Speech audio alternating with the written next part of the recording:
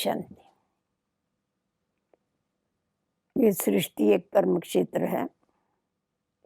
इस कर्म क्षेत्र के ऊपर हम जैसा कर्म करते हैं उसका फल हमें जरूर भोगना पड़ता है। अगर हम किसी को सुख देते हैं तो उसका रिएक्शन हमें सुख मिलता है। अगर हम किसी को दुख देते हैं तो उसका रिएक्शन हमें दुख मिलता है। तो परमात्मा पिता जो दुख हरता सुख करता है वो हम आत्माओं को, बच्चों को कहते हैं कि आप सुखदाता के बच्चे होने के कारण कभी भी किसी को दुख देना नहीं और कभी किसी से दुख लेना नहीं। दुख देना तो सबको मालूम है कि खराब व्यवहार करते हैं तो सामने वाले को दुख मिलता है, परंतु दुख लेने का मतलब ये है कि समझो सामने वाला उल्टा सुल्टा व्यवहार करे और हमने अगर उसको स्वीकार कर लिया तो वो दुख लेना हो गया। जैसा हम दूसरों को दुख नहीं देना है उसके लिए अपनी वाणी के ऊपर, अपने कर्मों के ऊपर ध्यान देते हैं, वैसा ही अगर सामने वाला कोई उल्टा व्यवहार करता है या उल्टा कर्म करता है तो उसको हम स्वीकार कर लेते हैं, अर्थात दुखी हो जाते हैं। तो परमात्मा पिता ये कहते हैं कि आप ना किसी को दुख दो और ना किसी से दुख लो। आप सदैव औरों को सुख देने का काम करो और सामने वाला भी जो भी कुछ करता है उसको आप दुख को भी सुख में परिवर्तन कर सकते हो। वास्तव में देखा जावे तो किसी को दुख देना, ये मन में संकल्प आना भी पाप है।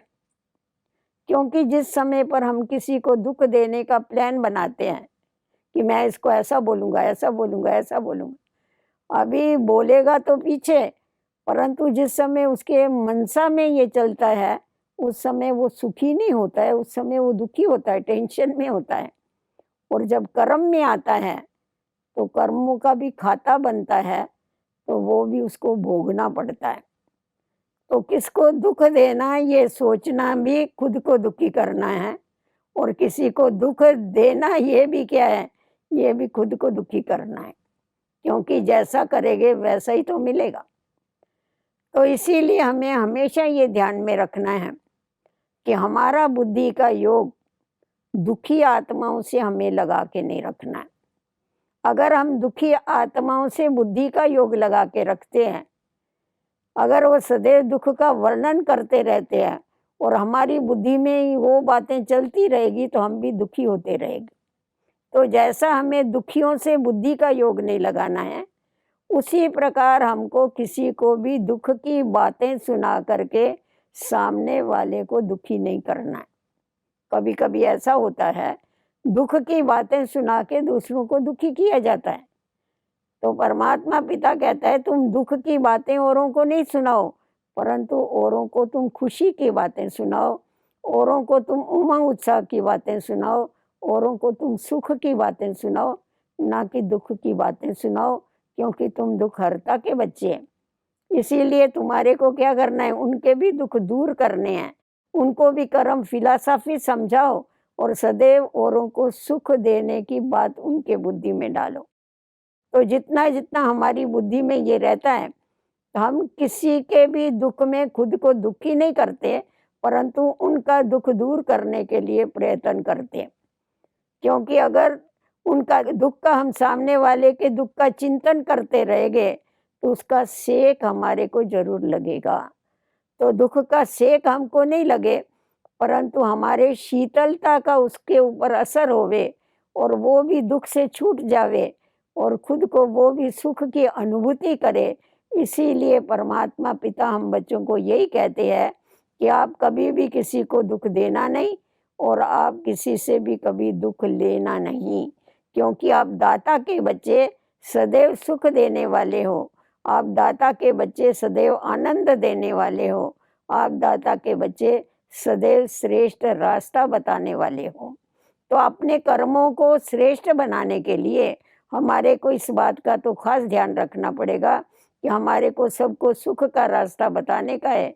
हमारे को पीछे की पुरानी बातें याद करके ना दुखी होना है, ना किसी को दुखी करना है। क्योंकि ये कर्म फिलॉसफी को जब समझ लेते हैं तो ये समझ में आ जाता है कि ये छोटे-छोटे पाप जो है इसकी बहुत बड़ी धीरे-धीरे इकट्ठे होके गठड़ी बन जाती। तो जब पाप की गठड़ी बन जाती है तो वो हमें बहुत भारी पड़ता है, उसका हमारे को प्रैक्टिकल में भोगना पड़ता है, उसका हमको चुकतू करना पड़ता है। तो इसीलिए परमात्मा कहता है कि पाप की गठड़ी बनाने के बजाय आप पुण्य की गठड़ी अपनी बनाओ, क्योंकि हमारे साथ जो चलता है वो पुण्य और पाप ही चलता है। तो हमें ये ध्यान में रखना है कि हमारे द्वारा ऐसा कोई भी कर्म नहीं होवे, हमारे द्वारा किसी को कभी भी दुख नहीं मिले और हम औरों का दुख सोच-सोच के खुद दुखी नहीं होवे। अगर हम सुखी होंगे तो ही दूसरों को सुखी कर सकेंगे। अगर हम दूसरों की बातों को सोच के दुखी होते रहेंगे तो हम दुखी होने के कारण औरों को सुख का रास्ता कैसा बताएंगे। तो हम किसके बच्चे हैं, इसकी स्मृति में रख कर के और इस कर्म फिलॉसफी को जानने के बाद हम अपने श्रेष्ठ कर्म करके, क्योंकि श्रेष्ठ कर्मों से हमेशा मनुष्य सुखी होता है और अगर भ्रष्ट कर्म करता है, उल्टे कर्म करता है तो उससे दुख होता है। कोई व्यक्तियाँ, कोई परिस्थितियाँ कभी किसी को दुखी नहीं करती है, परंतु हम अपने कर्मों से खुद ही दुखी होते रहते हैं। कोई-कोई तो परमात्मा को भी दोष देता है कि तुमने हमारे को दुःख क्यों दिया? परमात्मा तो दुःख हरता सुख करता है, वो किसी को दुःख नहीं देता है। आप दुःख के समय भी उसको याद करते हैं तो आपको सुख की प्राप्ति होती है। तो इसीलिए परमात्मा को और अन्य को दोष देने के बजाय आप अपने कर्मों को श्रेष्ठ बनाना सीख लीजिए और उस ज्ञान के आधार पर अपने जीवन को ऊंचा बना के सबको सुख का रास्ता बताना चालू कर दीजिए। तो आपका पुण्य का खाता इतना जमा हो जाएगा जो अंत के समय भी हमारे को वो काम में आएगा। अर्थात जब शरीर छोड़ेंगे तो हम सहज इस शरीर से निकल के जा सकेंगे। अगर किसी को हमने दुख दिया होगा, किसी को पीड़ा दी होगी, तो इस शरीर का त्याग करते समय भी हमें बहुत ही भोगना पड़ेगा। तो इसलिए कहा जाता है अगर किसको दुख देंगे तो तुमको दुखी होके मरना पड़ेगा।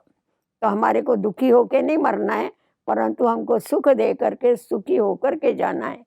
इस बात का ध्यान जरूर रखना है, क्योंकि अंत के समय जब आत्मा शरीर छोड़ती है तो उसके सामने सारे जन्म की फिल्म आती है कि उसने क्या पाप किया है और क्या पुण्य किया है।